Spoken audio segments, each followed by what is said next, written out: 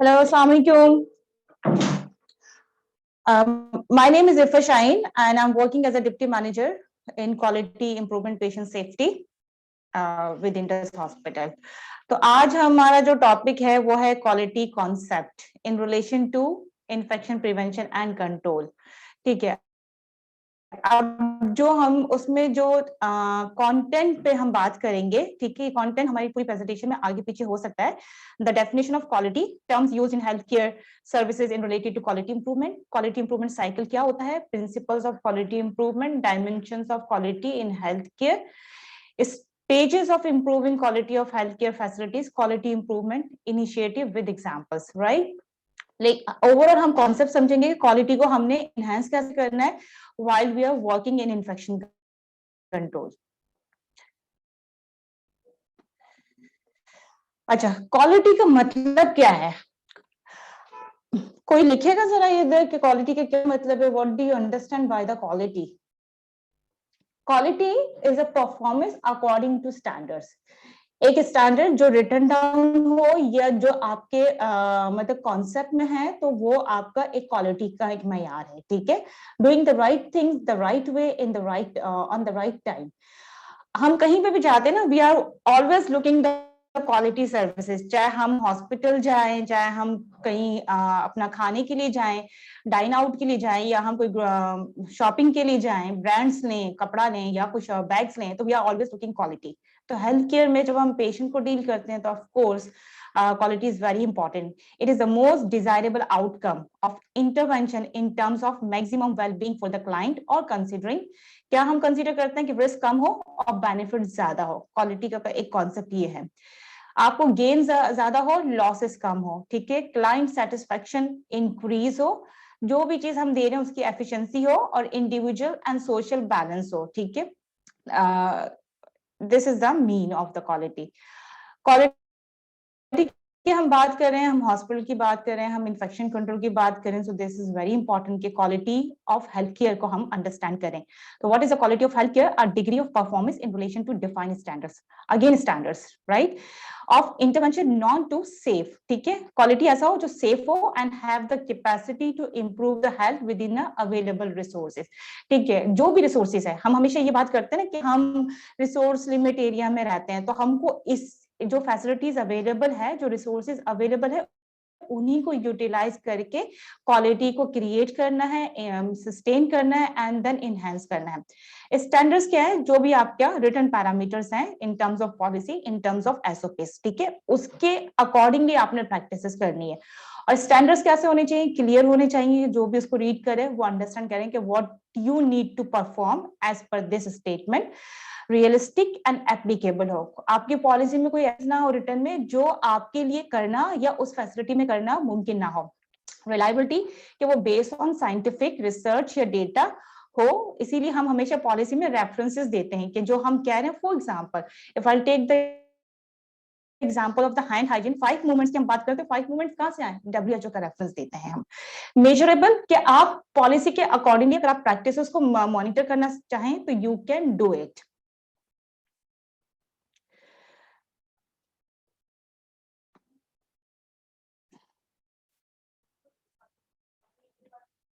Patient safety की हम बात ना करें ये मुमकिन नहीं है जब हम क्वालिटी की बात करें। What does it mean by the patient safety?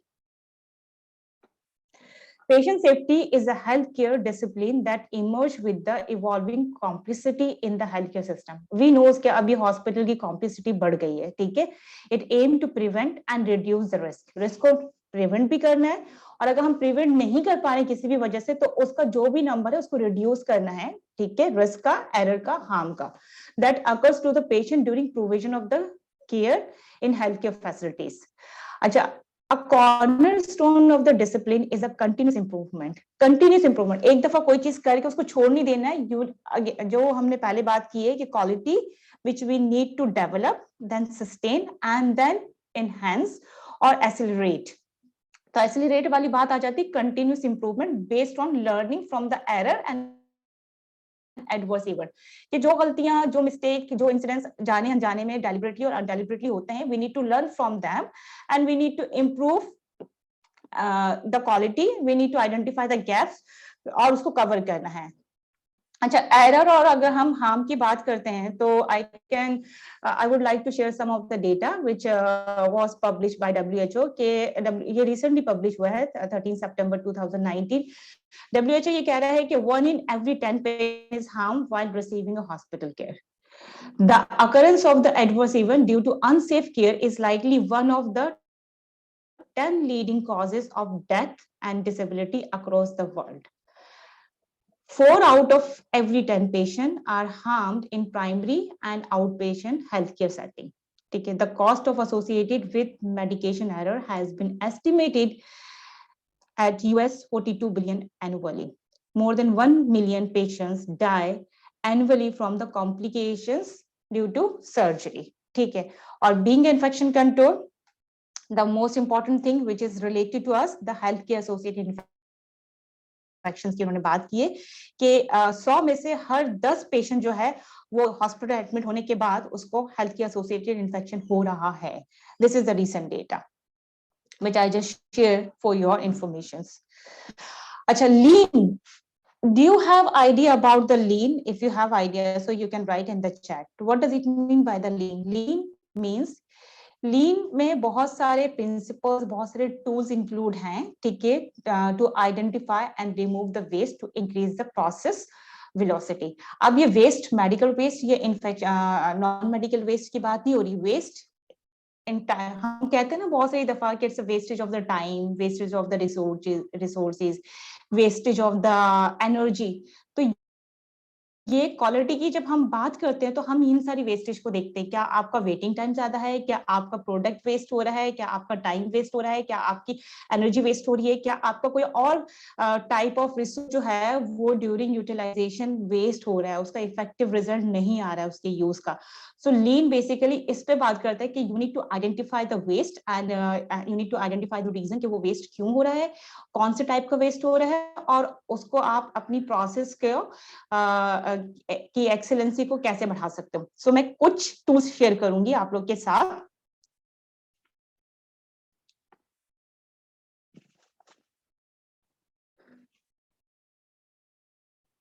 अच्छा, लीन टूल में F5, 1 minute.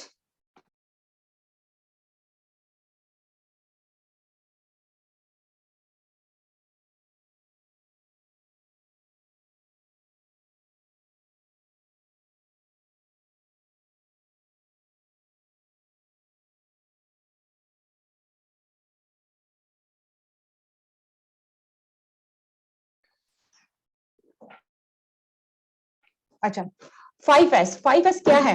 Working environment. 5S is related to environment, कि आप वर्क एनवायरनमेंट को कैसे बेहतर कर सकते हो। ठीक है, तो 5S, नंबर 1 5 है आपका sort, number 2 set, number 3 shine, number 4 standardise and number 5 is sustain. Sort मतलब कि you need to sort out क्या आपको रखना है और क्या आपको नहीं रखना है, you need to remove from that process.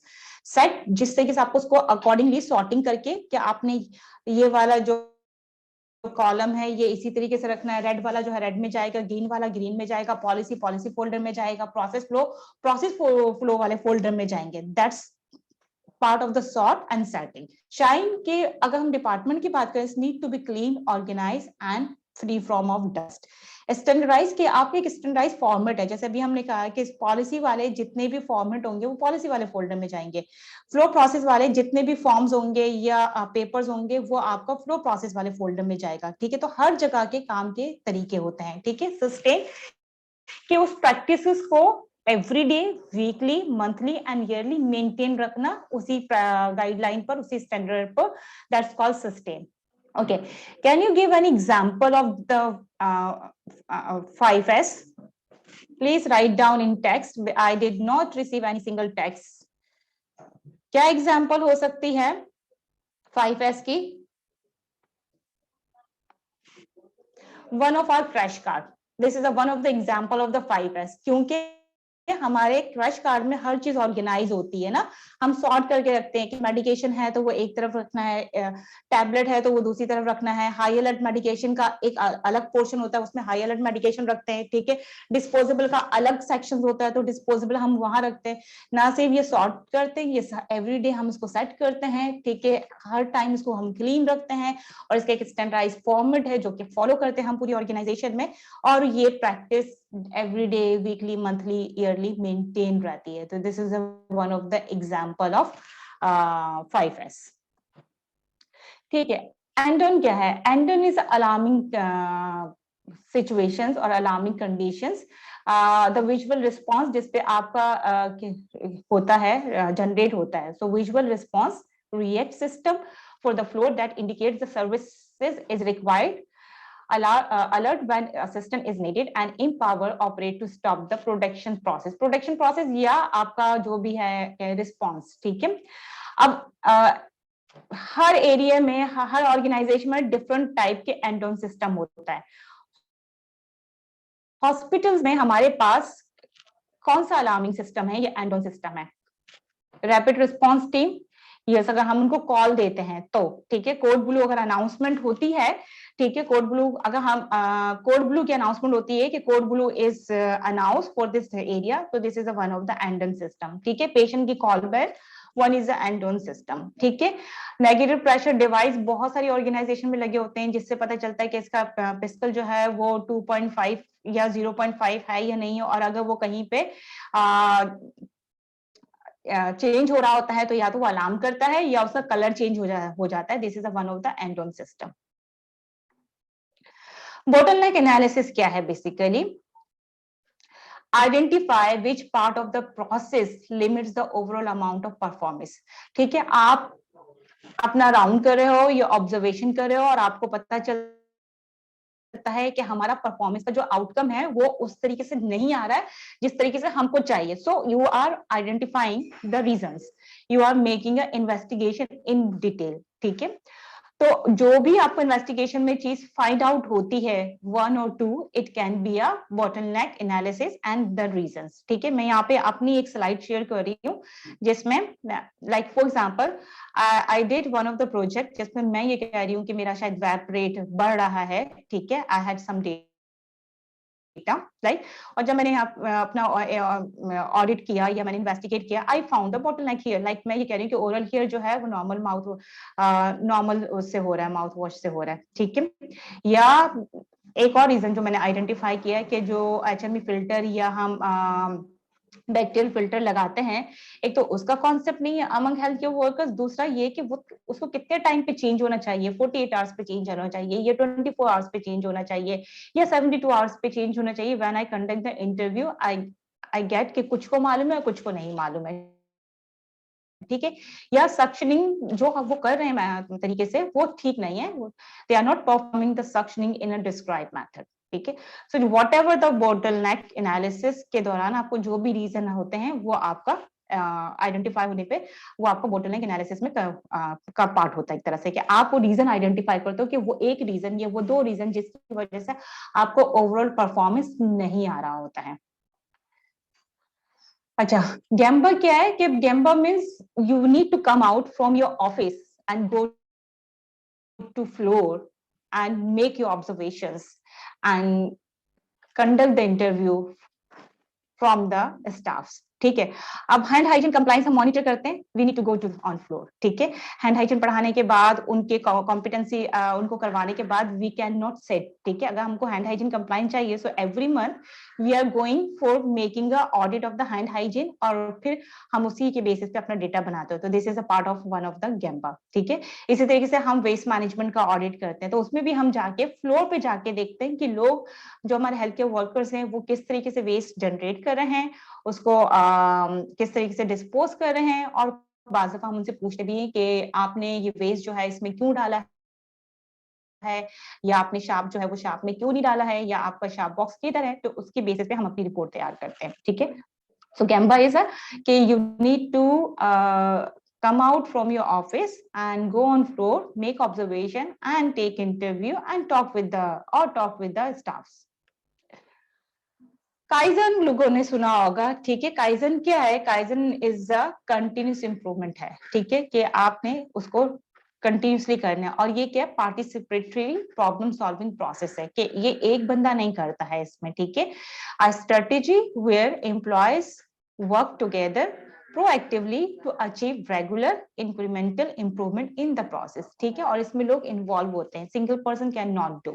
Kaizen is a problem solving process with existing resources. Again I said existing resources, के जो resources आपके पास available है उनको ही utilize करते हुए you need to get your desired result or improvement.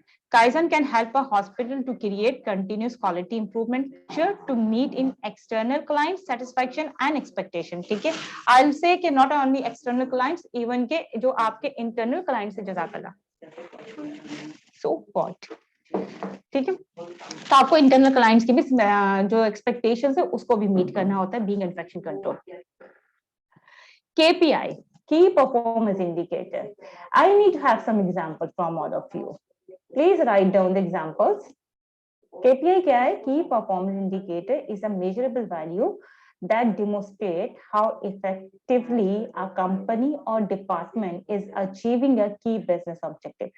Organisation को हम किस तरीके से इवैल्यूएट करते हैं? उनकी की परफॉर्मेंस इंडिकेटर के बेसिस पे, कि उससे हमें पता चलता है कि उस ऑर्गेनाइजेशन या उस डिपार्टमेंट का परफॉर्मेंस लेवल क्या है और कितना सेटिस्फैक्टरी है। Organisation use KPI at multiple level to evaluate their success at reaching the target.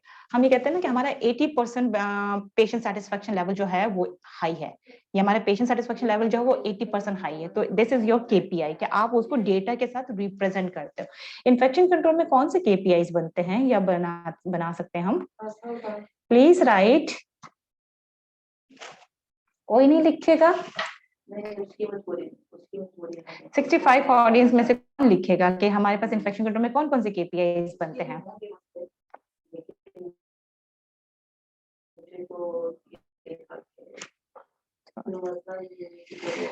Checklist for the ICU. Checklist is, it's a checklist, it's not a KPI. Yes, CLAPSI. CLAPSI क्या है? IPSD is a goal है, Gawti rate. Yes, Gawti हमारा है, ठीक है। HIA वाले हमारे हैं, हॉस्पिटल एसोसिएटेड इन्फेक्शन रेट जो है वो हमारा बेसिकली KPI है। हम ये कहते हैं कि हमारा वैप इतना कम है, हमारा क्लैप्स इतना कम है, ठीक है, हमारा SSI रेट इतना कम है, जितना भी रेट है फॉर एग्जांपल आपका, तो उससे आपका परफॉर्मेंस का पता चलता है कि डिपार्टमेंट इतना अच्छा काम करता है कि इनका वैप कम है, या इनका SSI कम है, या इनका काउंटी रेट कम है, या for example hand hygiene compliance, one of our KPI। हम ये कहते हैं कि हमारा 79% हैंड हाइजीन कंप्लायंस जो है वो इतना है।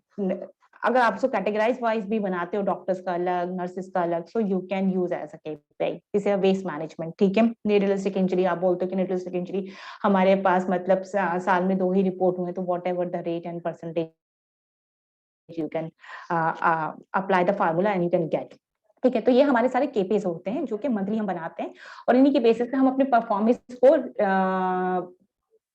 सपोर्ट करते हैं कि हमारी परफॉर्मेंस डिपार्टमेंट की इतनी अच्छी है कि हमारा इन्फेक्शन रेट इतना कम है, हमारा कंप्लायंस इतना ज्यादा है, हमने इतने लोगों की इस साल में, हम हर साल हम इतने लोगों की ट्रेनिंग करते हैं, इतनी नंबर ऑफ ट्रेनिंग हुई है, इतने नंबर ऑफ लोग हमारे पास आउट हुए हैं, या हमारी कॉम्पिटेंसी जो हम पास करवाते हैं अपने ट्रेनी से, ठीक है, हैंड हाइजीन कॉम्पिटेंसी की बात कर लूं, या मैं वेस्ट मैनेजमेंट की बात कर लूं, या हम कोई प्रोसीजर रिलेटेड हम बात करते हैं, तो अगर उसका भी अगर हम डेटा मेंटेन करते हैं और रिकॉर्ड करते हैं, तो we can use that one even as a KPI। Yes, Bushra, thank you so much. Central line associated bloodstream infections, yes, and CAUTI, catheter associated urinary tract infections, that's great. Okay, अब root cause analysis क्या है?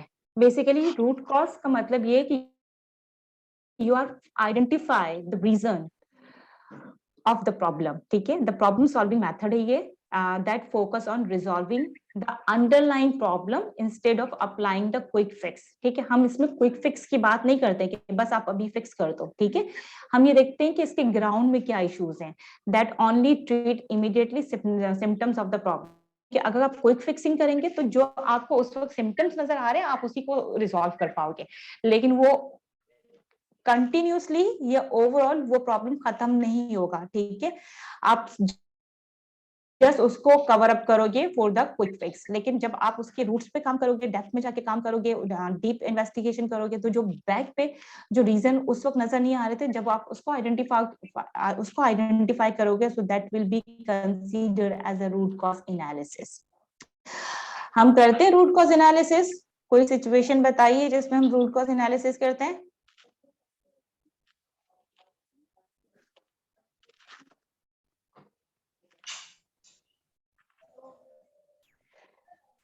जब मिररिस्टिक injury होती है तो कोई आता है हमारे पास, needlestick injury, we are asking the question, right?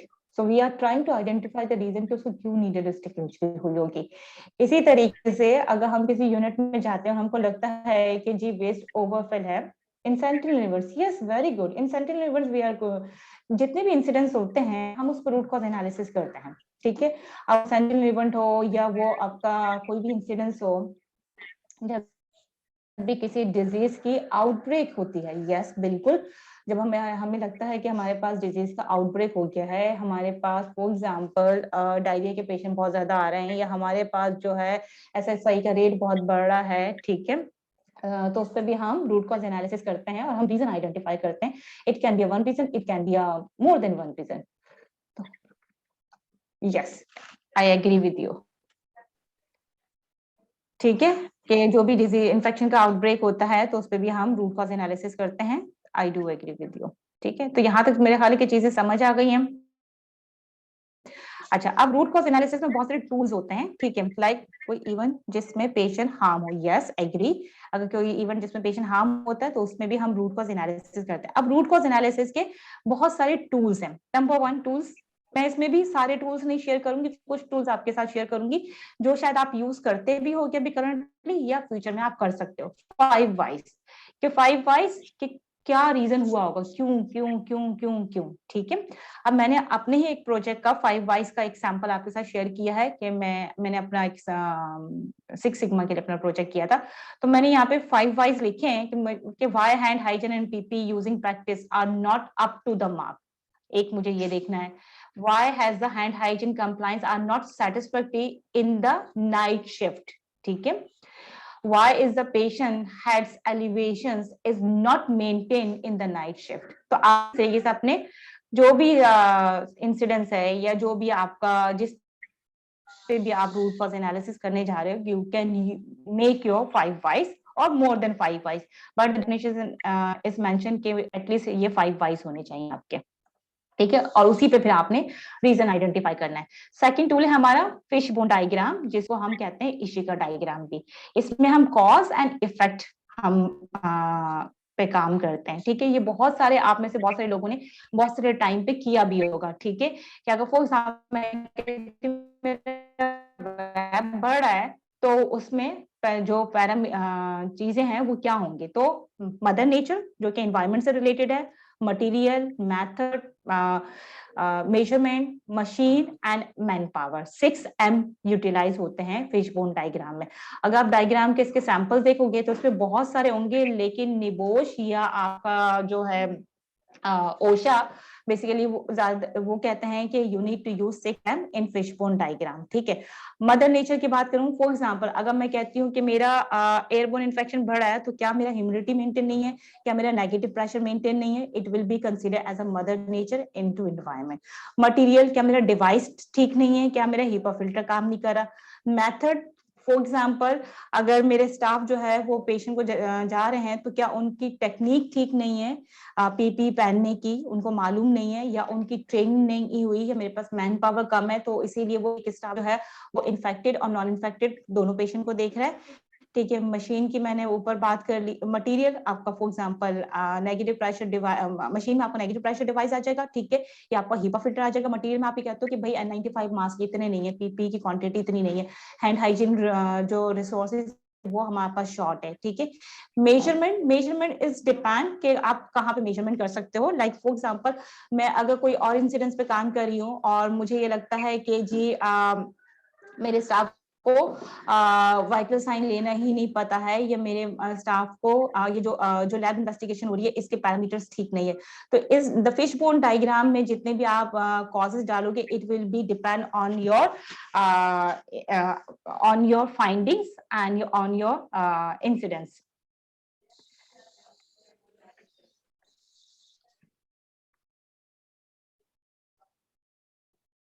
ठीक है, अच्छा ये किसी ने कुछ लिखा है, लेट मी रीड।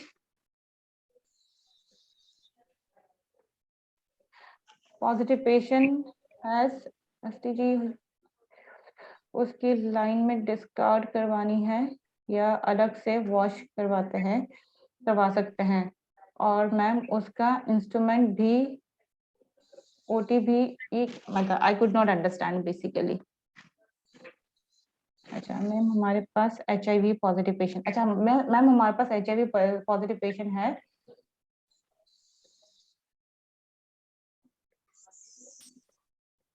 अच्छा लिनन डिस्कार्ड करवानी है अलग से वॉशिंग, अच्छा लिनन डिस्कार्ड करवाने का बेटा अभी ये कोई कॉन्सेप्ट नहीं है, ठीक है, इसका प्रॉपर डिसइंफेक्टेंट पॉलिसी होती है, गाइडलाइन होती है, और वो आपको इन्फेक्शन कंट्रोल में पढ़ाया जाएगा। आज का जो हमारा जो टॉपिक है in quality in related to infection control, तो हम क्वालिटी वाले जितने भी पैरामीटर्स है हम उस पर बात करेंगे।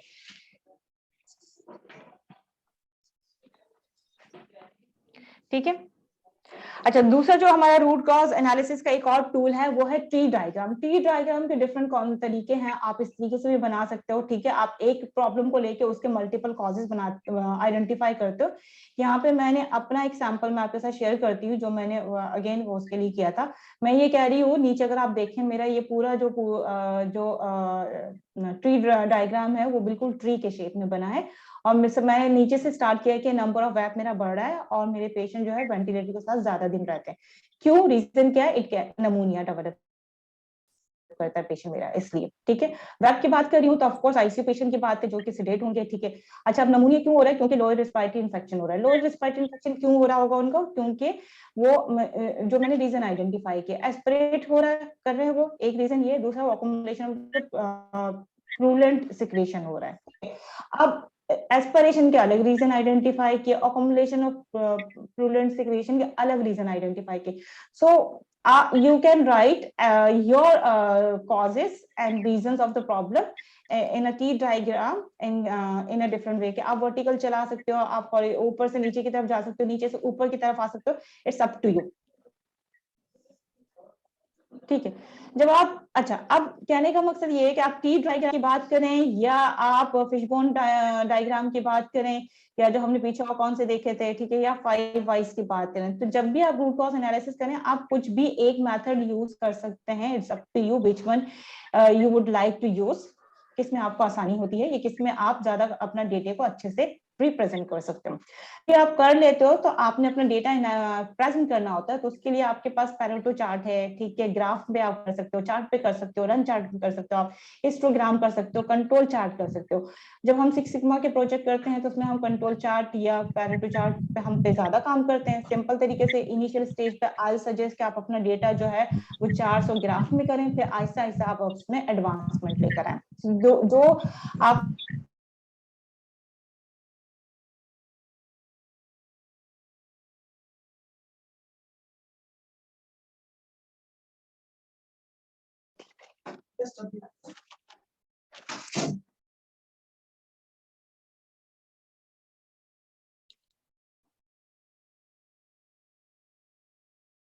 समझ में आ रहा होगा। आई डोंट नो, लोग सवाल साथ में लिख रहे हैं अपनी चीजें।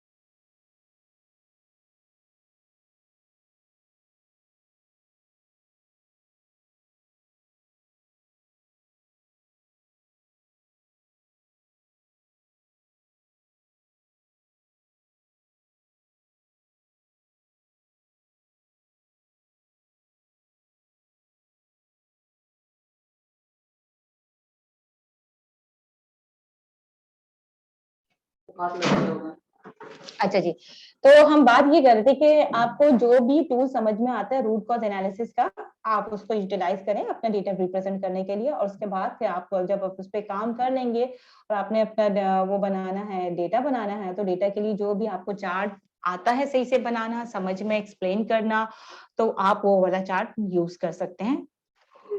तो this are some of the name of the charts.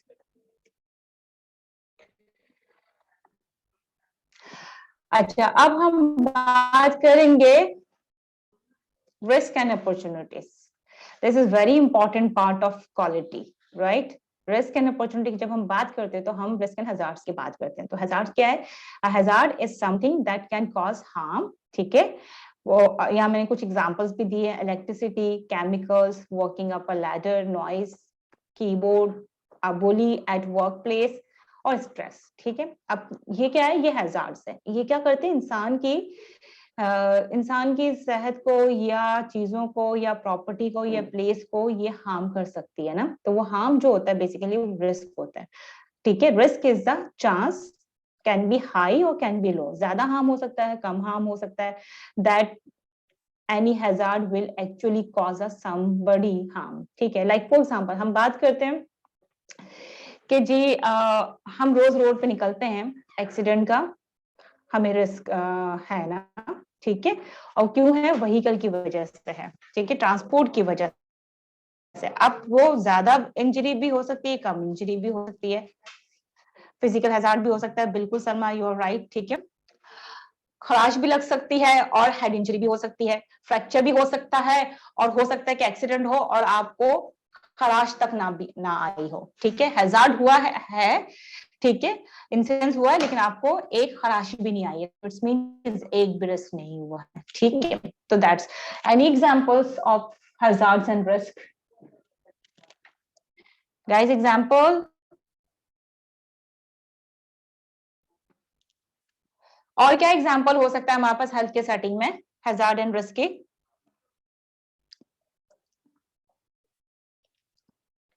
Slip and trip, क्योंकि chemical hazard, yes, very good, कि हम जो केमिकल यूज करते हैं, ठीक है, बहुत सारे केमिकल्स ऐसे होते हैं जो कि आपको एस्थमा कॉज कर सकते हैं, बहुत सारे केमिकल्स ऐसे होते हैं जो स्किन को बर्न कर सकते हैं। बायोलॉजिकल हैजार्ड्स, यस, एग्री, ठीक है।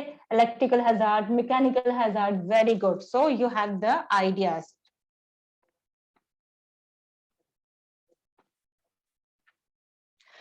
अब रिस्क एंड अपॉर्चुनिटीज जब हम करते हैं, रिस्क इवैल्यूएशंस करते हैं, तो उसके 5 स्टेजेस हैं, 5 प्रोसेस है, ठीक है। Number 1, identify the risk and opportunities that have potential impact on people, property और सर्विस कंफर्मिटी, ठीक है। डिफाइन द रिस्क, रिस्क को हमने डिफाइन करना है, इवैल्यूएशन करना है, इफेक्ट एंड सिवियरिटी को, ठीक है। सिलेक्ट कंट्रोल मेजर्स, जब आपने रिस्क को आइडेंटिफाई कर लिया, उसको इवैल्यूएट कर लिया कि इसका इतना हार्म है, इसकी इंटेंसिटी इतनी ज्यादा है, तो आपने उसके अगेंस्ट में कंट्रोल मेजर्स भी लगाने हैं, ताकि हम उसकी जो रिस्क है उसको मिनिमाइज कर सकें। और उन कंट्रोल मेजर को सिलेक्ट करने के बाद उस पर इम्प्लीमेंटेशन भी करना है, और उसके बाद उसको मॉनिटर एंड रिव्यू करना है। तो जब हम पूरे प्रोसेस की बात करते हैं, ये एक तरह से रिस्क एंड अपॉर्चुनिटी तो है, लेकिन ये पीडीसीए में भी आता है। पीडीसी क्या? वी विल डिस्कस लेटर, ठीक है। अब जब आप रिस्क आइडेंटिफाई करोगे तो you need to think about it कि व्हाट आर द हैजार्ड्स, कौन सा है, क्या हुआ होगा, किससे हुआ होगा, ठीक है। लाइक फॉर एग्जांपल, कोई अगर आता है और स्किन बर्न के साथ आपके पास कोई इंसिडेंस आता है कि मेरा हाथ जल गया है, ठीक है, आप उसको देखते हो और फौरन सोचते हो कि क्या हुआ होगा, ये इलेक्ट्रिसिटी से कुछ जला होगा, या किसी हॉट स्टीम से बर्न हुआ होगा, या किसी केमिकल से बर्न हुआ होगा, कहाँ हुआ होगा, ठीक है, कितना हार्म हुआ है, किस चीज को हार्म हुआ है, किसको हार्म हुआ है, ठीक है, कब हुआ है, डेट एंड टाइम, कौन इफेक्टेड हुआ है, कोई एरिया इफेक्ट हुआ है या लोग इफेक्ट हुए हैं, रीजन क्या हो सकता है। लाइक फॉर एग्जाम्पल, अगर मैं इलेक्ट्रिसिटी की बात करूं तो मैं रीजन देखूंगी कि क्या रीजन हुआ होगा, एंड कितनी ज्यादा मतलब डैमेजेस हुए हैं in related to human, in related to place, in related to property। तो ये जब आप रिस्क आइडेंटिफाई करोगे तो ये सारे सवाल जहन में होंगे, और उसी के अगेंस्ट में अपनी चीजों को आइडेंटिफाई करना है, ठीक है। Do you have any idea about the risk matrix, ठीक है। Risk matrix, which is actually introduced by IOSH and NEBOSH, ठीक है, ऑक्यूपेशनल सेफ्टी का एक पार्ट है ये, ठीक है, और ये हम उसी के मैट्रिक्स क्वालिटी में यूज करते हैं। अब इसको कैलकुलेट कैसे करना है और इसका मैट्रिक्स है क्या, हमको वो अंडरस्टैंड करना है। तो कैलकुलेट द लेवल और intensity of the risk by assess the probability of the occurrence and severity of the harm। Likelihood क्या है, नंबर ऑफ इवेंट्स और इंसिडेंट्स, ठीक है, इवेंट्स और इंसिडेंट्स और सिचुएशंस। आप देखते हो कि फॉर एग्जांपल आपको फॉर एग्जांपल हमारे टाइम पे एक वक्त था कि बहुत ज्यादा स्नैचिंग होती थी, और अभी भी कुछ एरिया ऐसे होते हैं जहाँ पे स्नैचिंग ज्यादा होती है। तो इट्स मीन कि वहां पे स्नैचिंग ज्यादा होती है, तो वहां पे मतलब लाइक्लीहुड बहुत ज्यादा है, ठीक है। इसी तरीके से अगर कोई फ्लोर स्लिपरी है और हर दूसरे दिन कोई गिरता है, तो इट्स मीन कि उस फ्लोर की, उस एरिया की स्लिप जो फॉल है और स्लिप है और ट्रिप है, उसका लाइक्लीहुड ज्यादा है, ठीक है। अब लोग गिर रहे हैं लेकिन कोई फ्रैक्चर नहीं हो रहा है, कोई बड़े डैमेजेस नहीं हो रहे हैं, ठीक है, लोगों को हल्की फुल्की खराश आती है, तो इट्स मीन कि उसकी सीवियरिटी कम है, ठीक है। इसी तरीके से फॉर एग्जांपल लोगों को नीडल स्टिक इंजरी हो रही है, ठीक है। अब नीडल स्टिक इंजरी कि मेरे पास हर हफ्ते एक केस आता है, तो मैं महीने के साथ कैलकुलेट करूं और 6 महीने के साथ कैलकुलेट करूं, तो मैं बोलूं मेरा नंबर बढ़ रहा है, ठीक है। तो ये इट्स मीन के लाइक्लीहुड ज्यादा है। अब for example you need to see कि मेरा नीडल स्टिक इंजरी पे जो यूज सिरिंज के साथ हो रहा है या अनयूज सिरिंज के साथ हो रहा है। फॉर एग्जांपल आप ये कहते हो कि जितने भी इंसिडेंट्स रिपोर्ट हुए हैं और उसमें से 5 में से 4 इंसिडेंट जो है वो अनयूज्ड सिरिंज से ही हुआ है, ओपन करते ही हो गया है, तो इट्स मीन कि लोगों की टेक्निक ठीक नहीं है, बट मेरा सीवियरिटी कम है, क्योंकि इंजरी तो हुई है, ब्लीड तो हुआ है, लेकिन हैप सी HIV ट्रांसफर होने के चांसेस नहीं थे उसमें, क्योंकि ऑल वर अनयूज्ड, ठीक है। तो मेरा सिवियरिटी कम है, बट मैं ये कहती हूँ कि नहीं, जितने भी इंसिडेंट्स हुए हैं वो आफ्टर यूज या यूज सिरिंज से हुए हैं, तो मेरी सिवियरिटी ज्यादा है, क्योंकि मुझे नहीं पता पेशेंट को हैप सी HIV क्या है। तो अगर में से कुछ भी ट्रांसफर हो सकता है। हैप सी की ट्रीटमेंट बहुत कॉस्टली है, HIV की जो है आपको पता है ट्रीटमेंट ही नहीं है, so the victim can be die after some time, तो इसलिए मेरी सिवियरिटी ज्यादा है, ठीक है। तो ये एक मेथड है उसको कैलकुलेट करने का। तो निबोश ने किस तरीके से उसको ये किया, 1 2 3 4 5 किया है लाइक्लीहुड को भी, और सिवियरिटी को भी 1 2 3 4 5 नंबर पे डिवाइड किया है, ठीक है। 1 पे अगर कोई इंसिडेंस आपके पास बहुत कम आ रहा है, ठीक है, उन्होंने परसेंटेज भी दिया है कि अगर आप कहते हो कि लेस देन 3% है और बहुत कम है, तो आप उसको रेयर में दे सकते हो। अनलाइकली 3 to 10% अगर आपके पास इंसिडेंस हो रहे हैं या पर्टिकुलर कोई भी इंसिडेंस, तो वो अनलाइकली में कंसीडर होगा नंबर 2 में, ठीक है। पॉसिबली कि हाँ होते हैं, लेकिन बहुत ज्यादा नहीं होते, 11 to 10% की कैटेगरीज में अगर फॉल करता है, तो ऑन नंबर 3। 41 to 80 में अगर आता है तो आप बोलते हैं हाँ ज्यादा है, बहुत ज्यादा है, बल्कि ये तो उसको 4 में दिया है, और सर्टेन कि ये तो मोर देन 80% है, ये तो हर दूसरे दिन होता है इंसिडेंस हमारे पास, तो वो सर्टेन यानी कि नंबर 5 में आया। इसी तरीके से हमने 1 2 3 4 5 सिवियरिटी को भी insignificant, minor, medium, high and severe पे दिया है कि इनसिग्निफिकेंट कोई लॉस नहीं है, ठीक है, 1।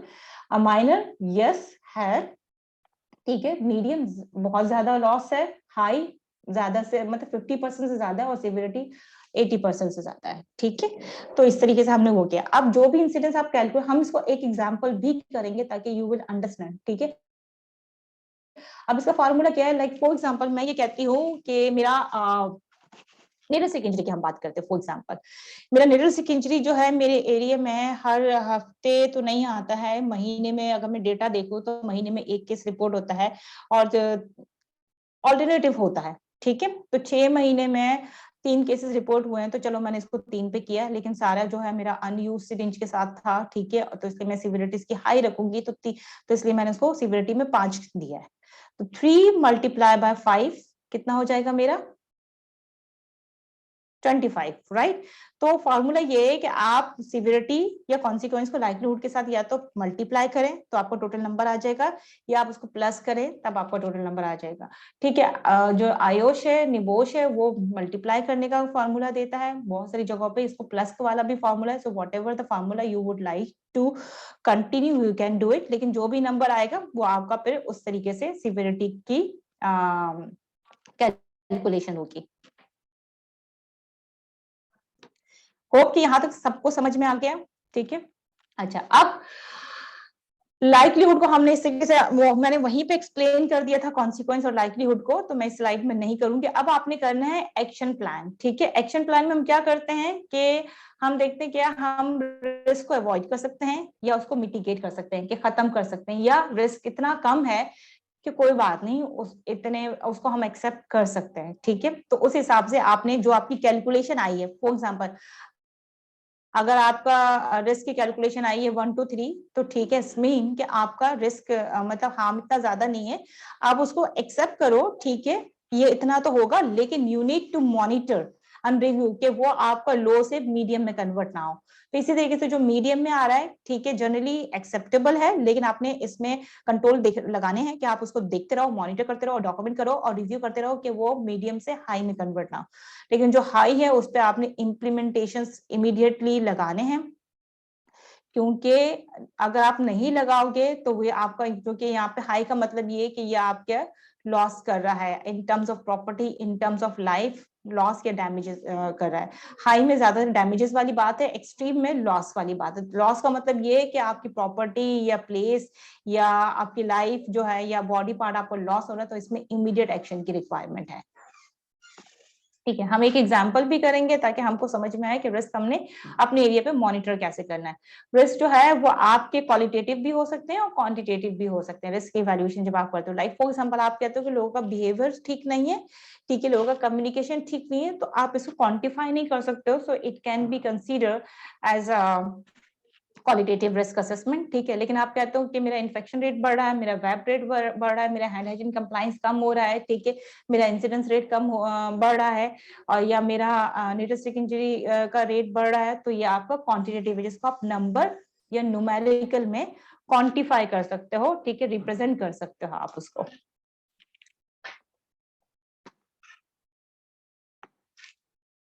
अच्छा, अब रिस्क को आइडेंटिफाई करने के बाद, कंट्रोल मेजर लगाने के बाद आपने उसको मॉनिटर भी करना है और उसको रिव्यू भी करना है कि अगर फॉर एग्जांपल आपका रिस्क 25 पे था, रिस्क कैलकुलेशन 25 पे थी, ठीक है, और आपने उसको क्या प्लान बनाया है कि आप उसको 25 से आप उसको 20 पे लेके जाओगे या आप उसको 15 पे लेके जाओगे, तो आपने उसको रिव्यू भी करना है आफ्टर सम टाइम कि मेरा वो रिस्क की कैलकुलेशन जो है वो कम हुई है या नहीं हुई है। ठीक है, लेट्स डू वन एक्सरसाइज। अच्छा, अब हमने लिया है 2 हेल्थ केयर फैसिलिटीज, ठीक है, और हमने वहां पे आइडेंटिफाई किया कि न्यूरोस्टिक इंजरी का रेट जो है वो है। ठीक है, हम इस पे काम कर रहे हैं।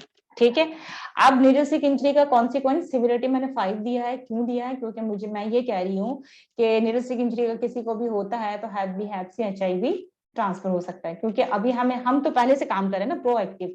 तो हमें नहीं पता कि जो जिसको भी न्यूरोस्टिक इंजरी होगी तो क्या वो वैक्सीनेटेड होगा अगेंस्ट हेपेटाइटिस बी कि नहीं, हमें नहीं मालूम, तो इसलिए हम इसको निल ले रहे हैं। तो इसलिए हमने कॉन्सिक्वेंस 5 रखा। और अगर हम हैप बी को अगर एलिमिनेट करते भी हैं तो हैप सी और HIV को तो नहीं कर सकते ना, तो इसलिए हमने कॉन्सिक्वेंस 5 रखा। ठीक है, अब हमें पता है कि हमने कॉन्सिक्वेंस क्यों 5 रखा है। अब हम ये देख रहे हैं कि नंबर ऑफ इंसिडेंट्स हमारे पास है कितने हैं, health care facilities 1 and health care facilities 2। ठीक है, तो लाइवलीहुड में हम हेल्थ केयर फैसिलिटीज की बात अगर करें तो हमारे पास एज पर डेटा हम ये करें कि 6 महीने में 3 रिपोर्ट हुए हैं, और यहाँ पे हम कह रहे हैं कि हर 2 महीने में 2 केसेस रिपोर्ट होते हैं। तो 2 महीने में 2 केसेस रिपोर्ट होने का मतलब ये है हेल्थ केयर फैसिलिटी 2 में कि 6 महीने में 6 केसेस। ठीक है, तो अब मैंने इसको भी नंबर देना है, तो लाइवलीहुड को मैं दे रही हूँ यहाँ पर हेल्थ केयर फैसिलिटीज 1 में, ठीक है, 3। ठीक है, और कॉन्सिक्वेंस को मैंने ऑलरेडी 5 दिया है, तो 3 × 5 इज 15। ठीक है, और इसी तरीके से यहाँ पे जब मैंने लाइवलीहुड को नंबर दिया 5, क्योंकि मैं ये कह रही हूँ कि it's more than double as compare to health care facility 1, तो 5 × 5 कितने हो गए? 25। तो अगर मैं पीछे वाली स्लाइड में एक दफा जाके देखूं, वेट, तो ये मेरा कहाँ आ रहा है 25 में हेल्थ केयर फैसिलिटीज सीवियर में आ रहा है, एक्सट्रीम में आ रहा है, ठीक है। और यहाँ पे मेरे पास दूसरी जो हेल्थ केयर फैसिलिटीज है वो भी 15 में आई है, तो वो भी एक्सट्रीम में है, वो मीडियम में है, ठीक है। मीडियम एक्सट्रीम है बट वो मीडियम में है, और हेल्थ केयर फैसिलिटी 2 जो है वो एक्सट्रीम में है बट वो सीवियर में है, ठीक है। I will go again in my previous slide, next slide, ठीक है।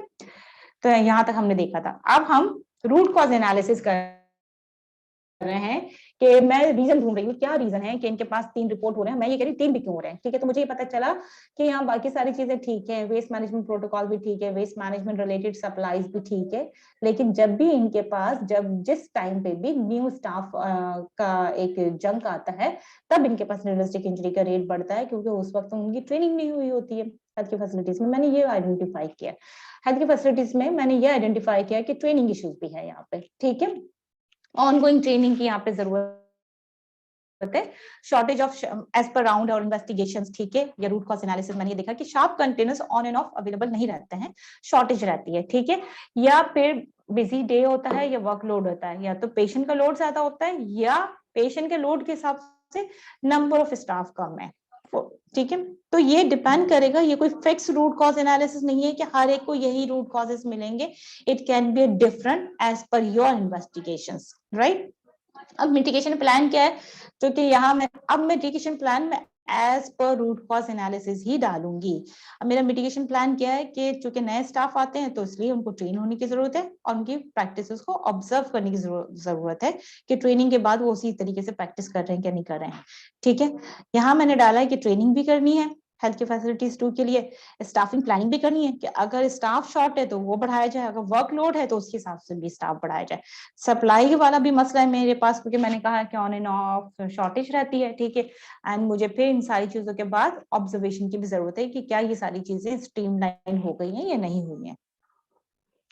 अच्छा, ये तो मैंने एक अपना एक रफ वर्क किया, अब इसको लिखना कैसे है, क्या फॉर्मेट यूज होना चाहिए। तो अब हम इलेक्ट्रॉनिक और मीडिया वाले एरिया में टाइम में रहते हैं, तो हमारे पास बहुत सारे फॉर्मेट है। मैं ऐसे ही आपके साथ एक फॉर्मेट, सिंपल फॉर्मेट शेयर कर रही हूँ, ठीक है। मैं ये कह रही हूँ रिस्क एंड अपॉर्चुनिटी असेसमेंट वाला ये एक फॉर्म है, ठीक है। मैंने एक डिपार्टमेंट लिख दिया मैंने। अच्छा, रिस्क असेसमेंट जो आपका बनता है वो आपका ईयरली प्लान बनता है, ठीक है। तो मैंने दिसंबर 2020 में स्टार्ट किया और दिसंबर 2021 में मैं इसको इवेल्युएट भी करूंगी, ठीक है। तो मैंने अपना रिव्यू डेट भी इसमें डाल दिया, सॉरी, ठीक है। अच्छा, फिर किसने बनाया है, रिव्यू कौन करेगा, ठीक है। अब यहाँ मैंने रिस्क लिखे, ठीक है, क्या increase number of needlestick injury, ठीक है। और भी आप लिख सकते हो unavailability of the reagent, shortage of hand sanitiser, ठीक है, शॉर्टेज ऑफ N95 मास्क, PPE, whatever you will have, environmental disinfectant, ठीक है, या कोई स्पेसिफिक डिसइंफेक्टेंट आपको लगता है, आपको आइडेंटिफाई हुआ कि वो अवेलेबल नहीं होता है टाइमली, तो आप वो भी लिख सकते हो, ठीक है। टाइप में मैंने डाल दी इंटरनल है या external, like for example needlestick injury मेरा इंटरनल इश्यूज है लाइक, लेकिन अगर मुझे लगता है कि जी मैंने एक जगह पे बात की थी कि मेरा सप्लाई शॉर्ट होता है, क्यों सप्लाई शॉर्ट होता है, मैंने जब उसको आइडेंटिफाई किया मजीद डिटेल में जाके, तो मुझे पता चला कि हमारे पास से ऑर्डर का मसला नहीं है, हम टाइमली ऑर्डर करते हैं, मार्केट में शॉर्टेज की वजह से हमको नहीं मिलता है, तो हमने इसको इंटरनल और एक्सटर्नल भी लिख सकते हैं, क्योंकि अब ये मार्केट वाला इशू हो गया, ठीक है। सप्लाई हमको नहीं देता क्योंकि उसके पास नहीं होता, तो ये इंटरनल और एक्सटर्नल दोनों इंक्लूड हो गया। लेकिन मुझे लगता है कि नहीं, सप्लायर के पास अवेलेबल है, हम टाइम भी जनरेट नहीं करते हैं अपना ऑर्डर, तो ये हमारा इंटरनल हो गया, ठीक है। इम्पैक्ट क्या है कि increase potential health hazards for the staff to acquire the blood borne diseases through accident, ठीक है। तो हमने उसका इम्पैक्ट डाला है कि निडलिस्टिक इंजरी की वजह से हमारा इम्पैक्ट क्या होगा, ठीक है, एडवर्स इफेक्ट क्या होगा, ठीक है। How transmission of infections through open use needle, ठीक है। अच्छा, अब करंट ये क्या, एल क्या हमारा वही लाइवलीहुड, एस क्या हमारी सिवियरिटी या कॉन्सिक्वेंस, और आर क्या हमारा रिस्क रेट, ठीक है। तो हमने जो भी रेट दिया 5 मल्टीप्लाई बाय 5 25 ये एक्सट्रीम में आ गया, जो कि हमारा सीवियर था, और इसके साथ ही हमने कंट्रोल मेजर्स लगाए, क्योंकि हमने ईयरली बनाया तो हम ये कह रहे हैं हम इसको हाई पे लेके जाएंगे। तो अगर हमने एक्सट्रीम से इसको हाई पे लेके जाना है तो हमने ये देखना है कि क्या हम इसकी सिवियरिटी पे काम कर रहे हैं या हम लाइक्लीहुड पे काम कर रहे हैं, ठीक है। हम ये कह रहे हैं कि हम इसकी लाइक्लीहुड को भी कम करेंगे, ठीक है, और हम इसकी सिवियरिटी को भी कम करेंगे। बहुत सारी जगहों पे आप सिवियरिटी पे इतनी ज्यादा वर्किंग नहीं कर सकते, depend on the risk to risk, लेकिन यहाँ मैं कह रही हूँ कि मैं लोगों को अवेयरनेस दूंगी, शार्प जो कंटेनर है वो प्लेस करवाऊंगी, ऑब्जर्वेशन करूंगी, तो मेरा नंबर ऑफ इंसिडेंट्स कम हो जाएगा। लोगों को मैं हैबी की वैक्सीन भी दूंगी, तो एटलीस्ट मैं हैबी से उनको प्रिवेंट कर दूंगी, ठीक है, मैक्सिमम स्टाफ को, तो मैंने उसकी सिवियरिटी भी कम कर दी। तो इस तरीके से मैंने फ्यूचर का प्लान लिखा है अपना, ठीक है, कि मेरे एंड ऑफ ईयर जो है वो इतना हो जाना चाहिए। तो जब मैं उसको बाद में एक साल के बाद उसको इवेल्युएट भी करूंगी कि जो मैंने प्लान किया था क्या उसके हिसाब से मेरा रिस्क कम हुआ है या नहीं हुआ है। तो ये हर डिपार्टमेंट बनाता है, और ये one of the part of the quality है कि आपने रिस्क को मिनिमाइज करना है और आइडेंटिफाई करना है, फिर मिनिमाइज करना है और उसको इवेल्युएट भी करना है कि आपका कम हुआ है या नहीं हुआ है। ठीक है, केमिकल रिस्क असेसमेंट का एक अलग तरीका होता है क्योंकि उसके पैरामीटर्स थोड़े डिफरेंट होते हैं। ठीक है, केमिकल का नाम लिखना है, सप्लाई का नाम लिखना है, ठीक है, एक सप्लायर देता है सेफ्टी डेटा शीट क्योंकि वो लेना बहुत जरूरी है आपका। और ये हम जब भी क्वालिटी में केमिकल से रिलेटेड चीजें पढ़ाते हैं तो हम ये इंक्लूड करते हैं, क्योंकि केमिकल डेटा शीट में एक तो उससे आपको उसकी कैलकुलेशन कैसे निकालनी है वो आपको पता चलेगा, दूसरा उस पर प्रिवेंटिव मेजर्स कैसे कौन से लेने हैं आपको वो पता चलेगा। तो without safety data sheet you can not complete your chemical risk assessment, ठीक है। अच्छा, केमिकल में आपने देखा होगा बहुत सारे केमिकल्स में या सेफ्टी डेटा शीट में, ठीक है, ये इस तरीके से एक शेप बनी होती है डायमंड शेप में, जिसमें कुछ नंबर्स लिखे होते हैं और कलर कोडिंग दिया होता है। कलर कोडिंग ये ब्लू जो है वो हेल्थ रिलेटेड हैजार्ड्स की बात कर रहा है, रेड जो है वो फायर रिलेटेड हैजार्ड्स की बात कर रहा है, येलो जो है वो इंस्टेबिलिटी की बात कर रहा है, और व्हाइट जो है ये टॉक्सिसिटी की बात कर रहा है। तो हर केमिकल की सेफ्टी डेटा शीट पे उसके अकॉर्डिंग टू केमिकल के अंदर जो इंग्रेडिएंट है उस पे नंबर्स डले होते हैं, लाइक 1 2 3 4 5 या 0 to 1 to 0 to 4। ठीक है, कैलकुलेशन का तरीका ये है कि आप उसको नंबर में दोगे तभी उसकी कैलकुलेशन निकाल सकोगे। अब इसको हमने डॉक्यूमेंट से करना है। For example let's take one example, ठीक है। इसी तरीके से मैंने एक फॉर्मूला डेवलप किया है, ठीक है, केमिकल रिस्क असेसमेंट का। यहाँ मैंने केमिकल का नाम लिखा है, ठीक है, कि वो क्या केमिकल है, ठीक है। अगर उसकी सेफ्टी डेटा शीट में उसकी परसेंटेज दी हुई तो मैंने एज इट इज उसकी परसेंटेज से ये निकाल लिया है, ठीक है। सप्लाई का नाम लिख दिया, वट एवर एसडीएस मेरे पास अवेलेबल है, ठीक है, क्योंकि मेरा रेफरेंस डेटा है to write all this things. Distributor का नाम लिख लो, ना भी लिखो तो ये तो इंपॉर्टेंट नहीं है, ठीक है। अब इसमें केमिकल सब्सटेंस क्या है, ठीक है। अब जो भी इसका सब्सटेंस है, जो भी इसकी परसेंटेज है, मैंने सेफ्टी डेटा शीट से देख के वो लिखा है यहाँ पे। फ्लेम, ये मतलब इसकी वजह से आग लग सकता है, इसमें कोई ऐसा केमिकल या इंग्रेडिएंट है जो कि फ्लेमेबिलिटी रखता है, ठीक है, उसका स्कोर जो है वो 2 है, इंस्टेबिलिटी 1 है, और स्पेसिफिक हैजार्ड जो है वो 4 है, ठीक है। वो भी उन्होंने अपने सेफ्टी डेटा शीट में दिया होगा। अगर आप यहाँ पे देखें नंबर 2 पे, तो फायर पे ये 0 है और इंस्टेबिलिटी पे भी ये 0 है, ठीक है।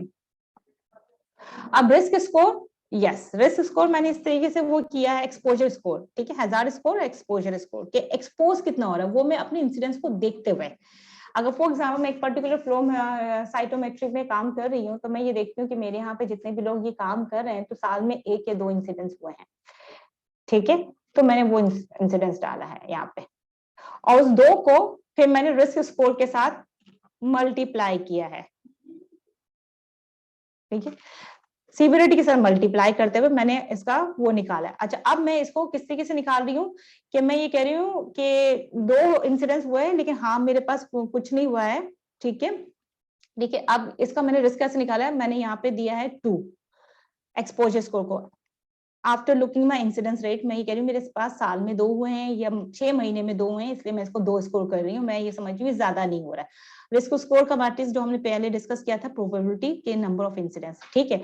अब ये इसकी सीवियरिटी यहाँ लिखी हुई है, तो 2 मल्टीप्लाई बाय 3 हेल्थ पे कितना हो गया 6, 2 मल्टीप्लाई बाय 2 5 पे कितना हो गया मीडियम 4, ठीक है। 2 मल्टीप्लाई बाय 1 इंस्टेबिलिटी पे, तो ये क्या है वेरी लो है, इंस्टेबिलिटी इसकी बहुत कम है, ठीक है।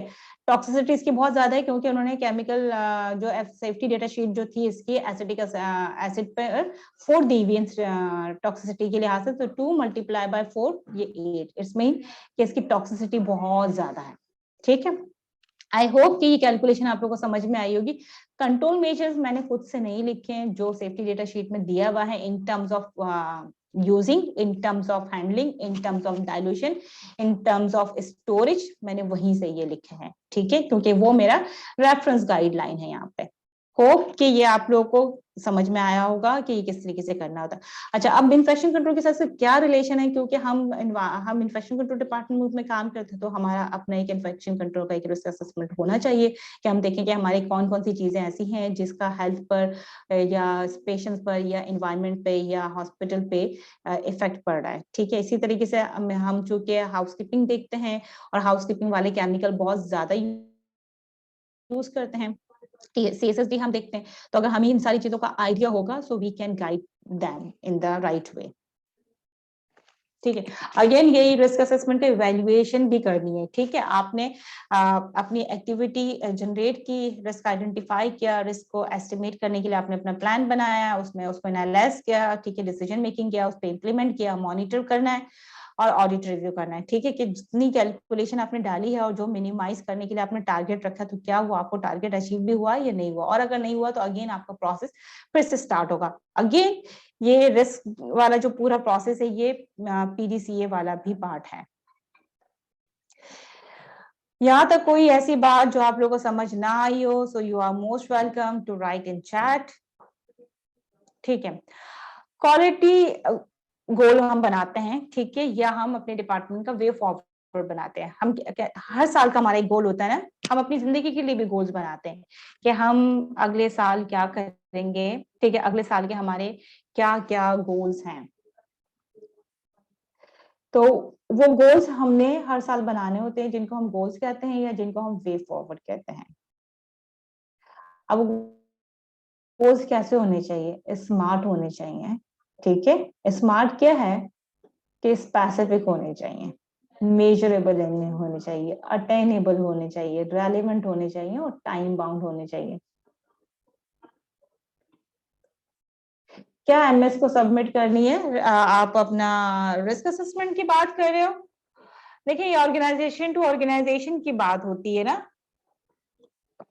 Like for example, majority organisation में ये होता है कि जो क्वालिटी डिपार्टमेंट होता है वो आपके साथ लाइजन होता है, ठीक है, वो आपसे कोऑर्डिनेशन में रहता है कि जी ये रिस्क असेसमेंट आपके हर साल के बनेंगे, ठीक है। जितनी भी ऑर्गेनाइजेशन है जो कि अपना JCI करवा रहा होता है, ठीक है, या आपका ISO सर्टिफिकेशन जहां हो रही होती है, ठीक है, या जहाँ पे आपका सिंध हेल्थ कमीशन हो रहा होता है, ये सब क्वालिटी में उसका पार्ट है। तो क्वालिटी डिपार्टमेंट आपसे कोऑर्डिनेट करता है, क्योंकि जब जब उनके ऑडिट या सर्टिफिकेशंस होने होते हैं और बाहर से आपकी सर्वे टीम या एक्रेडिटेशन बॉडी आती है, तो वो सारी चीजें देखती है, तो वो ये स्टैंडर्ड्स होते हैं।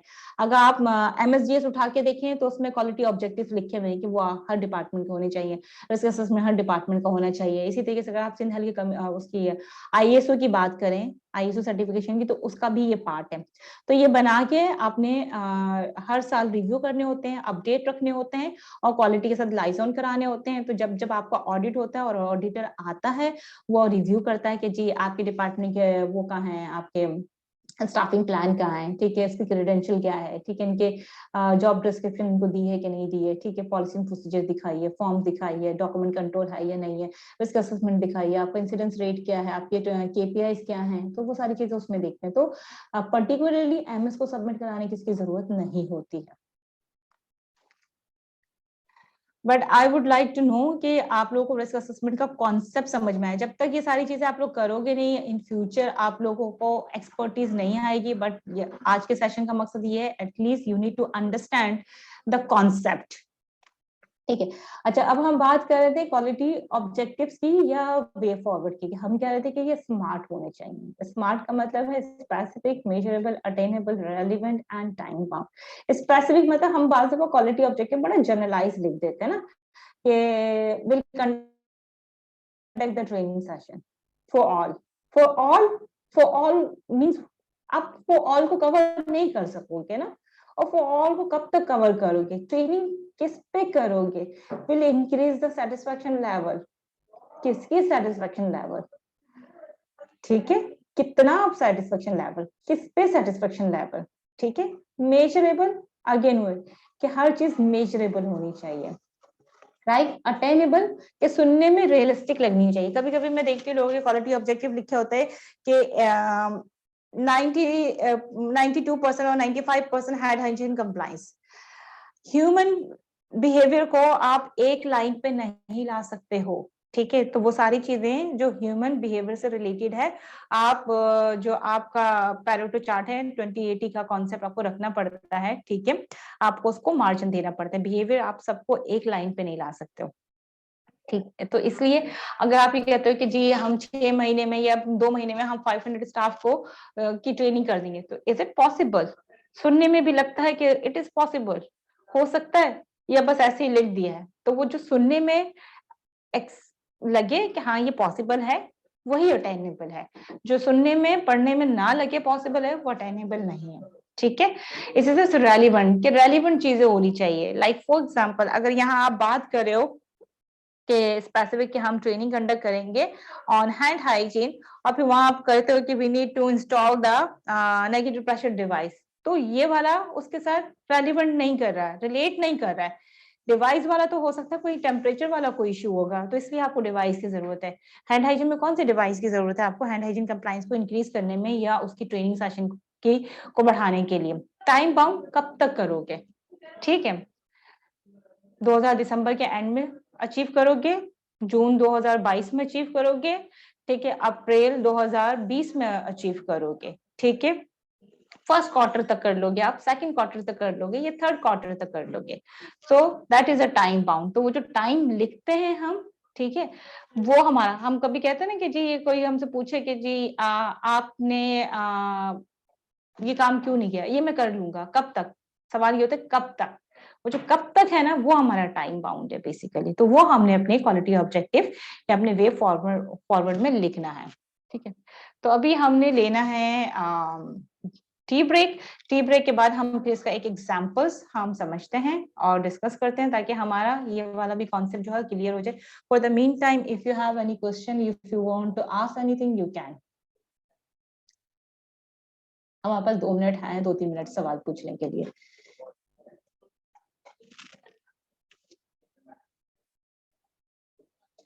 कोई सवाल नहीं है? अभी तक जितनी भी स्लाइड्स हमने डिस्कस की हैं, सब समझ में आ गया है अच्छे से?